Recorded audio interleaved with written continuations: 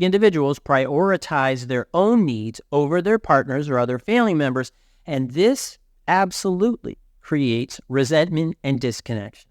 And so the narcissistic individual, their perspective is that I'm the center of the universe, so everything should revolve around me and my needs. Interestingly, remember, as I've mentioned, there's this distorted view and there's a lack of insight. And these two components, what happens is that they don't know their needs. They just expect others to know their needs without them knowing it. And if that confuses you, that's because it's confusing. We're going to talk about narcissism's intensive entitlement, which is the silent killer in many relationships. Exaggerated entitlement. This silently erodes the foundation of love and connection. You may be in a relationship where you're experiencing this. And this sense of entitlement, and it is so exaggerated that within relationships, it creates these battlegrounds of unmet expectations and resentment. And understanding its impact is critical to fostering healthy, long-lasting bonds.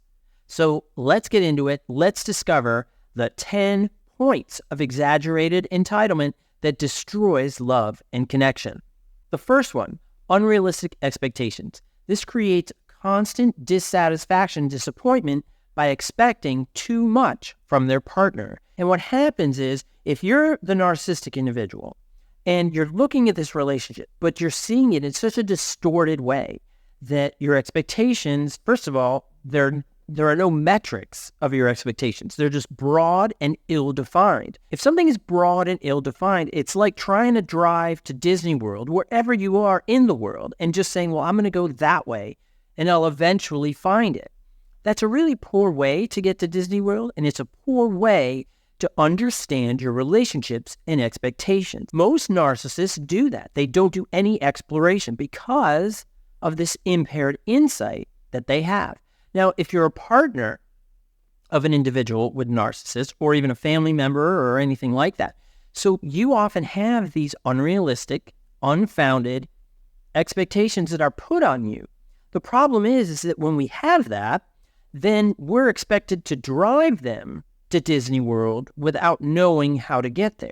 So we're kind of in this constant spin of uncertainty, and it creates a lot of self-esteem issues over time, a lot of self-doubt, and a lot of certainly uncertainty as to whether or not you can trust that partner, because that narcissistic individual, because of this entitlement, is just wearing away at your sense of self as well as how you see the relationship. So those unrealistic expectations really wear away at that relationship from both perspectives.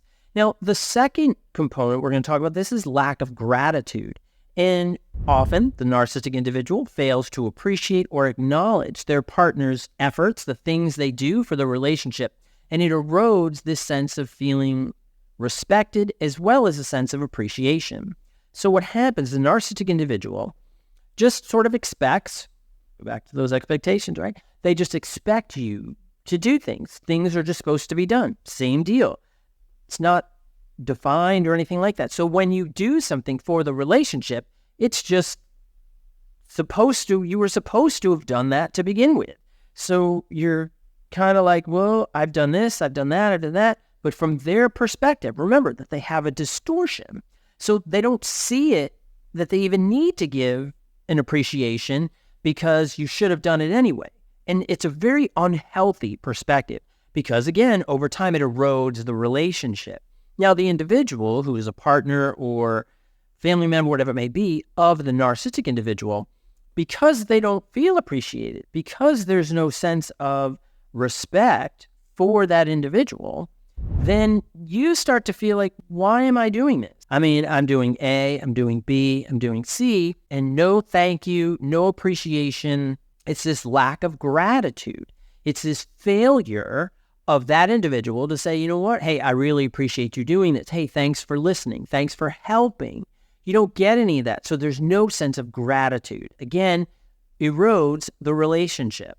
Now, the third component, this is that self-centered behavior. Narcissistic individuals prioritize their own needs over their partners or other family members, and this absolutely creates resentment and disconnection. And so the narcissistic individual, their perspective is that I'm the center of the universe. So everything should revolve around me and my needs. Interestingly, remember, as I've mentioned, there's this distorted view and there's a lack of insight. And these two components, what happens is that they don't know their needs. They just expect others to know their needs without them knowing it. And if that confuses you, that's because it's confusing. And most narcissists live in this perpetual sense of uncertainty, doubt, and they don't know why. And a lot of times it's this impaired insight. They don't really understand where it's coming from or what it's about. And for the partner or family member, that self-centered behavior gets old because they expect dinner when they want it. They expect rise when they want it.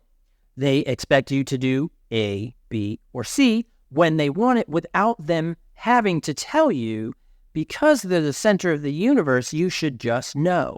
And again, over time, erodes that sense of connection, erodes that relationship, and that can really impair your sense of self because it creates a sense of codependency or just straight up dependency, which is that I'm going to continue to try to please you so that then maybe I'll get some gratitude. Maybe those unrealistic expectations will suddenly be defined and then we'll have this happy relationship. Without the narcissistic individual doing the work they need to do, it's almost impossible to get there. But that's only the first three. The next component is poor communication. They expect a partner to intuitively meet their needs, again, without discussion, and that hinders a sense of communication.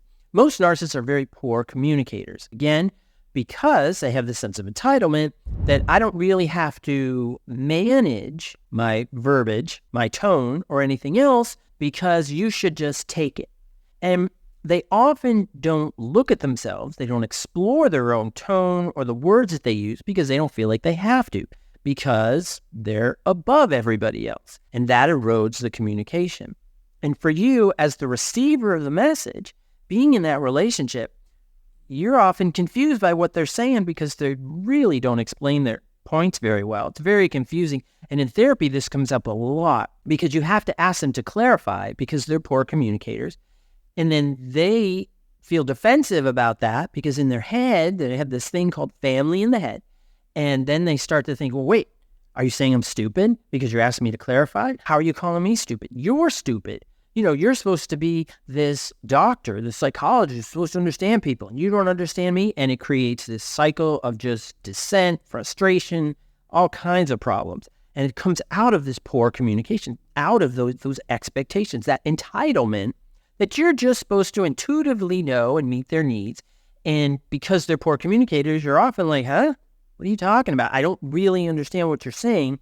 And it's not because they're not smart. It's not because they don't know what they want. Well, actually, I'll take that back. They don't know what they want, and they certainly can't communicate it clearly. And when you try to get more information, whether it's me as their mental health provider or you as their partner, family member, whatever it is, you can't really ask them to explain because then they get all defensive about it.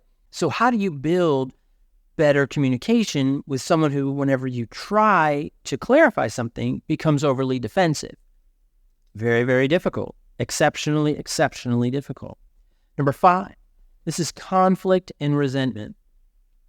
Frequent conflicts tend to come out of a partner feeling unvalued and unheard. This fosters that sense of resentment. And again, it goes right back to that poor communication, that sense of entitlement, that there's often a lot of conflict. I would probably say that throughout the day, you're getting into it over tiny, tiny little things. Narcissists love to do what I call majoring in the minors. Majoring in the minors means that it's a tiny, tiny little thing and they blow it out of proportion. The reason why they're blowing it out of proportion sometimes is so that they can create that uneven power differential. So they can make you feel bad, right? This is you. And they can feel superior. So when they feel strong enough, then they can just kind of wear on you and wear away at you. And that creates this constant sense of conflict and resentment, because that is empowering the narcissistic individual. Are they always aware of it? No, because of that impaired insight. Are there malicious or malignant narcissists who do enjoy doing that, who do get a boost to their ego and sense of self by doing that? Absolutely, positively, for sure. Absolutely. But we don't want to generalize and just assume all have this insight and intent. They don't. They don't. I genuinely don't believe that. But as a partner, that sense of being undervalued, that sense of being unheard really fosters a sense of resentment because not only of the other factors as well, because you're constantly on guard. You're constantly having to fight for your own standing in the relationship, and it erodes it over time. Number 6, this is emotional manipulation. This is using manipulation to get your way, the narcissist's way, that damages trust and mutual respect. So you're constantly being emotionally manipulated. You're constantly just sort of, it's like a puppeteer, right? And you're the puppet, and they're constantly putting you right at odds because you never are on an equal footing, an equal and stable foundation. And that emotional manipulation is because you might feel safe one minute, but because of all the factors we just talked about, they're pretty fleeting, and then you feel uncertainty and you're doubtful and you're confused about what's going on. What is going on? For the narcissist, that sense of you being uneven, unstable, emotionally manipulated, it creates this sense of that power differential. So they feel above, you feel below, and they just sort of poke at you, right? Make you feel less than, less than, less than. And that emotional manipulation over time, this is part of a gaslighting component too, that over time you start to question your value, your statements, and even your own reality as you experience it. Because over time you learn not to trust yourself. You don't trust your own emotions. You don't trust your own reactions. And you internalize that because we're adaptive as human beings. We can adapt to maladaptive or unhealthy situations in order to try to get through it. The problem is, when we adapt to maladaptive situations, it causes a lot of psychological harm, emotional harm, trauma over time as well. Number 7 is an imbalance in effort. This is where one partner may end up putting significantly more effort into the relationship. And this leads to burnout. Now, this imbalance in effort, exactly what I was talking about just a moment ago, it's this power differential. So the narcissistic individual feels like it's never enough, nothing's ever done adequately. Now, the other individual, if they're codependent or dependent, what can happen is that they're trying to meet that need. But the narcissistic individual is always raising the bar because it's ill-defined. They don't know what's going on. So because they don't know what's going on and there's no metrics, you're kind of like, well, I don't know, I should just feel better. I should just feel safe. But it's the expectation that externally they're going to get this sense of safety, but they don't. The more internal we are, the greater sense of control and power we have over our personality. The more it is externalized, the more that we externalize validation, this goes for narcissists as well as partners and family members and everything else, the more we externalize our sense of validation, the more we are dependent on others to define how we feel. That puts us sometimes at odds with ourselves and our relationship. And narcissists can take advantage of that because of that power differential. It's that imbalance in effort. And over time, boy, is it tiring. Because you get up, you're on guard. In the afternoon, you're on guard. In the evening, you're on guard. Before you go to sleep at night, you're on guard. Constantly on guard because it's that imbalance, it's that power differential. So you're putting more into the relationship to try to make it stable, but you can't because it's an unstable relationship because the narcissistic individual poorly defines the relationship. And when it's poorly defined, how do you know where you are within it? You don't.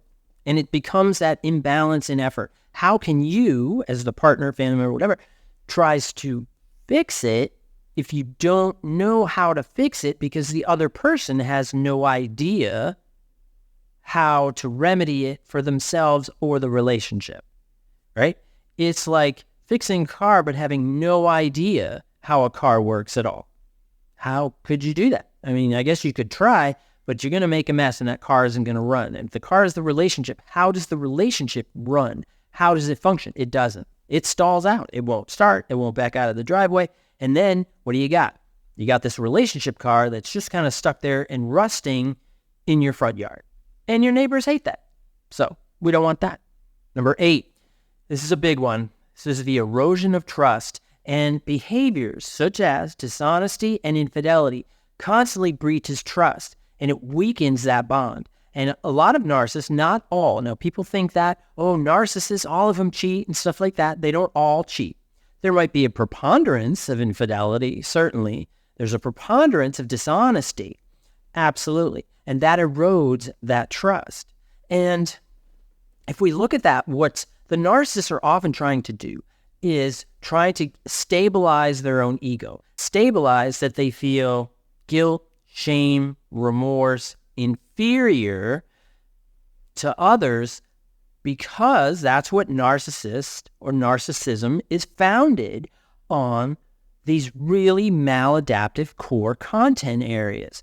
And because those have been broadened out to this really unhealthy way of functioning, the individuals have constant problems of managing it, and they try to get those needs met externally, sometimes by sleeping around and cheating on their partner, also by lying. And what happens with lying, remember, we're adaptive. And over time, if you say the lie long enough and continually, you will believe it.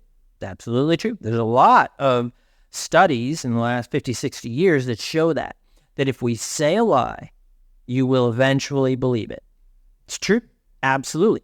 It can even add to a sense of delusion, which delusion would mean that it is a very impaired perspective of self and the world around them without any evidence to prove it. And that erodes trust over time. And you end up with a lot of uncertainty and a lot of doubt.